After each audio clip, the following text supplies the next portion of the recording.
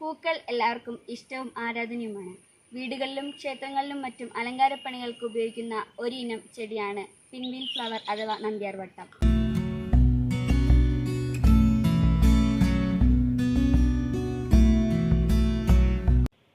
ഇവ അപ്പോസിനേസി സസ്യ കുടുംബത്തിൽപ്പെട്ട ഒരിനം പുഷ്പമാണ്.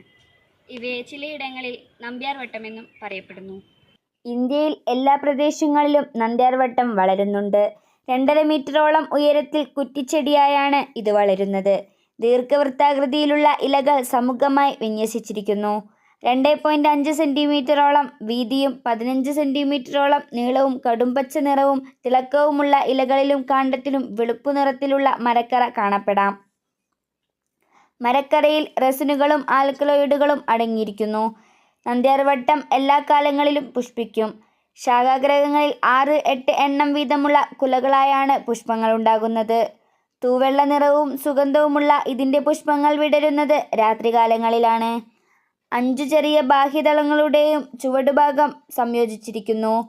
5 ദളങ്ങളും അന്തർഗത കേസരികളും ഉണ്ട്. കായ്കളിൽ 3-6 വിത്തുകൾ ഉണ്ടായിരിക്കും.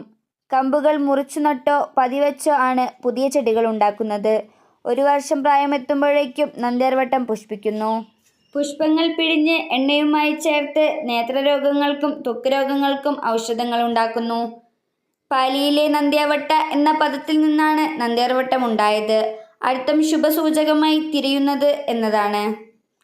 നന്ദ്യാർവട്ടത്തിൻ്റെ പൂക്കൾ ബുദ്ധമതത്തിൻ്റെ മുദ്രകളിലൊന്നും ശുഭസൂചകവുമായി സ്വസ്തിക ചിഹ്നം പോലെ ഇരിക്കുന്നതിനാലാണ് ശുഭസൂചകമാവുന്നത്.